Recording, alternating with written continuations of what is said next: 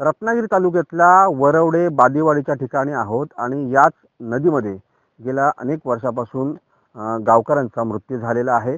पिढ्यानपिढ्या या गावामध्ये अनेक जे आहेत तिथले ग्रामस्थ आहेत ते बुडून मृत्यू झालेले आहे। मात्र अद्यापही या गावामध्ये पुलाचे काम पूर्ण झालेले आहे। गेल्या अनेक वर्षापासून या पुलाची मागणी इथल्या ग्रामस्थांनी जोर धरून धरलेली आहे। आता जरी पाणी कमी असलं तरी पावसामध्ये या नदीचं चित्र जे आहे ते पूर्णपणे विदारक असतं।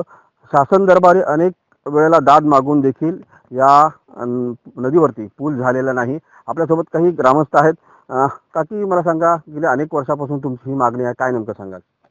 आमची मागणी आहे, आम्ही एवढीच माझं, आम्ही तुम्हाला मतदान करू, पण आम्हाला रस्त्याची सोय करा।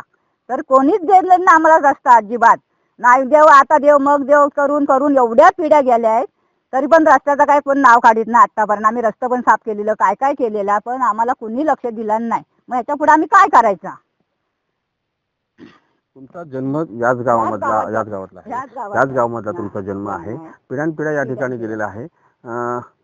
नेमकं तेव्हाचं चित्र आणि आता चित्र काय होतं? आता पहिल्यापासून ते चित्र आहे, तेच चित्र आहे। आता काय त्याच्यात बदल झालेला नाही। माझा जन्म झाल्यापासून बदल काय झालेला नाही। आजारी पडली माणसा तरी आम्ही खुर्चीतनं सासवांना नेलेली, पाठीवरनं नेलेली, तरी काहीच त्याचा फरक त्यांना नाही। त्यांना स्वतः बघितला नाही स्वतः, पण तरी पण काय कोण लक्ष देत नाही आमच्याकडं। मग आता काय करायचं? आता ह्याच्या पुढे आमची पिढी जायची कशी? आता पोरबाल आहेत, म्हातारं सगळं गेलं, कोण झालेलं नाही, शिल्लक आहेत। मग आता पोरगं आहेत, त्याची तरी पुढे पिढी चांगली होऊन दे, रस्ता मिळून दे त्यांना। तर आम्ही पण तसेच जायची पाण्यातनं बुडून का काय? इतकी मागणी आहे ग्रामस्थांची, पाण्यातूनच बुडून जावं, आम्ही सुद्धा जावं का, रस्त्याची मागणी आहे।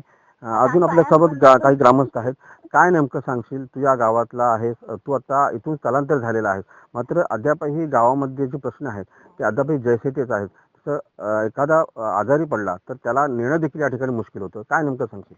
मुळात ही जे आपण नदीवरती उभं आहे त्याच ठिकाणी माझे वडील 2011 साली बुडून गेले।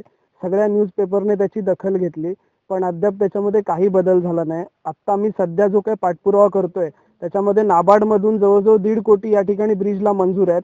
सार्वजनिक बांधकाम विभागाचे सगळे अधिकारी या ठिकाणी येतात, सॉइल टेस्टिंग करून जातात, दरवर्षी मापं घेतात। ग्रामपंचायत पाठपुरावा करते, मी स्वतः अगदी खारलँड पासून सगळ्या डिपार्टमेंटला पत्रव्यवहार केलेले आहेत। आता नाईलाज इतका झालाय की ह्या लोकांच्या ज्या तुम्ही भावना ऐकला ती सगळी अशिक्षित लोक आहेत। अक्षरशः ह्या नदीमध्ये, ही जी बाजूला नदी आहे, अख्खी पिढी आमची गेली। म्हणजे ह्या सगळ्या बायका तुम्हाला विधवा दिसतील।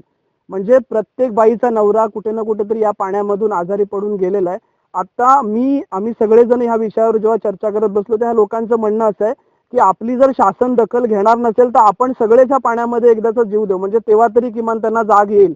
आणि या दृष्टीनं आम्ही आता प्रांताधिकारी जे आहेत, लॉ इन ऑर्डर बघतात, त्यांना आम्ही निवेदन देणार आहोत या 8 दिवसामध्ये। आणि त्याच्यानंतर जर या रस्त्याची दखल घेतली गेली नाही तर निश्चितपणानं आम्ही सगळेच्या सगळे वाडीतली लोक, लहान मुलांसहित आम्ही या नदीमध्ये जलसमाधीचं आंदोलन करणार आहोत। आणि ते आंदोलन तोपर्यंत संपणार नाही जोपर्यंत ह्या रस्त्याला कुठल्याही स्वरूपामध्ये लेखी आश्वासक मागणी पूर्ण होत नाही। नक्कीच या गावामध्ये जर जोपर्यंत पूल होत नाही तोपर्यंत आणि शासन याची दखल घेत नाही तोपर्यंत या ठिकाणी जल आंदोलन करण्याचा इशारा इथल्या ग्रामस्थांनी दिलेला आहे। अमोल कले, साम टीव्ही, रत्नागिरी।